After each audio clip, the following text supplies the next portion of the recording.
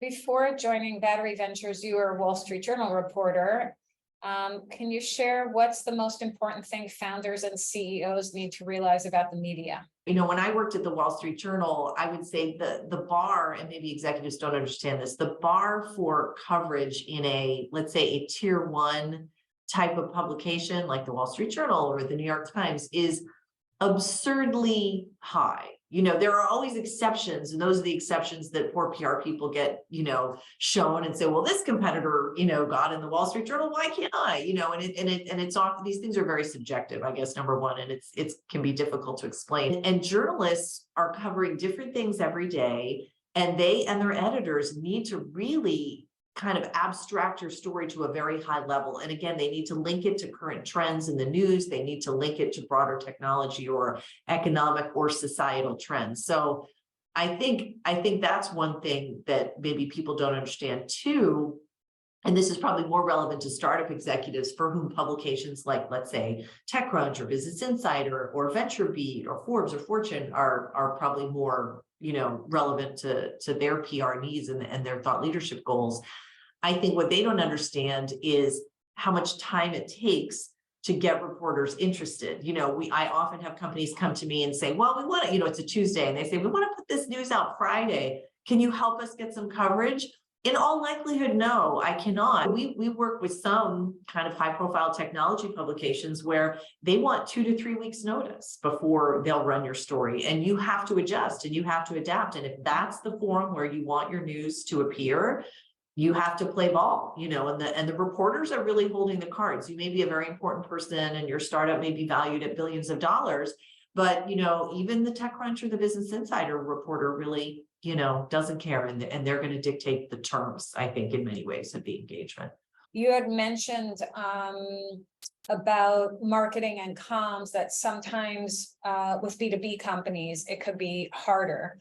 I think broadly, B2B companies can, I think in most cases, they just face more challenges when it comes to marketing and PR and brand building. If you're a consumer focused company, you're selling a consumer product or a ride sharing business, or your Airbnb and you're selling, vacation homes. That's a business that everybody understands. Like, often the test that we used to use when I was at the Journal was, would your mother understand this? A lot of these B2B services are not obvious.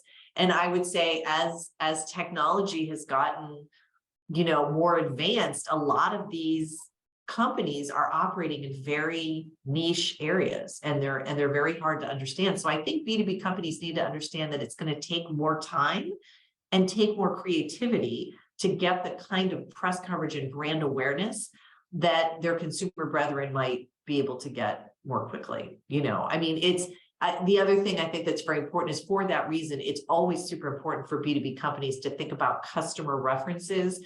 If you can't name a list of companies in your press release, like, don't put out that press release. One of our companies, I was just talking to them today. It's great. They've got this huge library on their website of customer testimonial videos. And I'm like, this is PR gold. You know what I mean? Because this is oftentimes I found this when I was a reporter too, customers can often explain the value proposition of a B2B technology better and more succinctly than the company can. Because again, as we discussed, the company executives are just so deeply in the weeds on what the product does. Whereas if you say, oh yeah, I implemented this new technology and suddenly my development cycle went from 2 weeks to 2 hours. And now I can develop software so much faster and more efficiently than I could before. And that is, increasing my revenue. That's really easy to understand, but you have to, I think, break it down to that level. I think the other dynamic here is that often the first marketing people hired at a B2B startup, for good reason, are,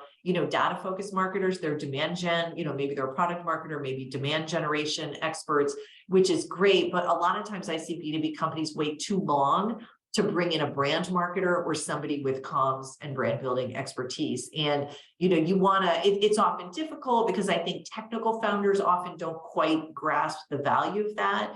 And hopefully you've got a CMO. I mean, the best CMOs, let's say a demand gen expert, is somebody who says, you know, what I do is very critical for driving sales at the company, but I also understand that broader brand awareness is important too. So I'm going to bring in a team, or I'm going to hire a team from the outside that's going to help me with that. Why has it gotten harder over the years to secure media interest in funding announcements?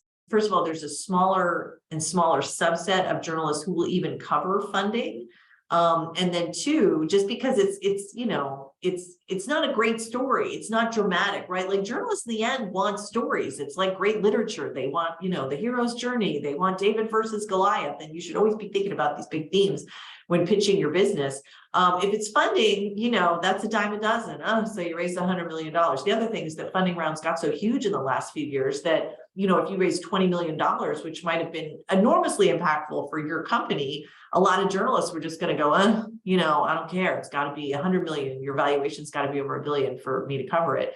I think also journalists have become, through the ups and downs of the market cycles over the last, let's say 20, 25 years, I think a lot of journalists and editors have become a little jaded, you know, and they've seen crazy valuations. They've seen tons and tons of companies in a space like crypto, let's say, raise a lot of money only to have those industries, you know, suffer big problems, and have scandals come out of them, like FTX, or, you know, you could say the same thing about WeWork. You know, these things are so dramatic that they've been turned into television series, you know, and turned into books, as everyone knows. So I think that's one important thing one important reason, I think, why it's harder to get covered. There's an old rule of PR that says never announce news on a Monday or a Friday. I don't know if that's a hard and fast rule, but it is true that, you know, if you announce something on a Monday, that can be very difficult because you're betting on getting reporters the previous week. And then it may be, you know, it's kind of nice to be able to check in with them, you know, very consistently, have multiple touch points just to make sure they're going to follow through with what they promised. And that can be difficult to do. I don't mind Fridays at all, especially if it's pre-briefed, you know, and you're briefing people throughout the week. Fridays are a great time to announce bad news because people might already be on vacation, and we see that happening all the time. You know, other people, you know, other kind of old school rules are, oh, don't announce any news in August because everybody's on vacation. Like, that's totally not true. Everybody's working all the time, and nobody in the United States has a month of vacation that they take at the same time. At least maybe it's different in Europe, you know, but that's not true in the United States. What does it take to be a true thought leader, and why is it important? Well, being a true thought leader is, in my experience, more difficult than many executives think it is. One, it requires an investment of time. You know, I have a friend who has a similar job to mine, and her partners always want her to write their blog posts for them. And she says, you know, for thought leadership, I need thoughts. And, you know, what that means is that you, the executive, are the expert. You're the one that's really in it and can explain this to people and why these topics are important. It also takes a little bit of a news sense, or working with someone on your team or an outsourced vendor who has a news sense, because you need to be able to comment on things, you know, trends, topics in a timely manner. And then I guess the final thing is that you have to have interesting insights that are provocative and different. If you're saying the same thing that everyone else is saying, or something that's not considered different, I don't think people are going to pay as much attention. I think too many executives are afraid to be controversial. You have to be unafraid to take a stand, because that's what real thought leaders are doing. If you are leading, you are saying something different. You're saying something that everyone else is not. I think another thing that, you know, very smart and successful executives can forget is that they have to break down their business into understandable terms. You know, using jargon can work oftentimes with customers because they're in the weeds with your product, and their need for your technology means that they understand all the industry terms that you're throwing around and all the acronyms that you're throwing around, but most people do not. And since you work in the venture capital industry, and you help support portfolio companies, I'm wondering, what's a tip for VCs regarding how to best support their portfolio companies as those companies are trying to build their brand? I think what VCs should be careful about is offering too much help in some of these instances, especially to very, very early stage companies, because they're going to have to learn how to do this themselves and budget for it. I think announcing a funding announcement is a great example of a win-win for the venture, firm and for the company, because it's in everyone's interest to get that news out there and to raise awareness and to help build that company's brand, especially at the early stages. But I think the help venture firms should think about how can I offer this kind of help in these areas that is more complementary, just additive to what they're already doing. And they should remember too that a lot of startups, most startups in fact, will raise money from multiple investors over the course of their life. If a fellow CEO or founder tells another founder, I worked with venture firm X and they were so helpful. They introduced me to my first 5 customers.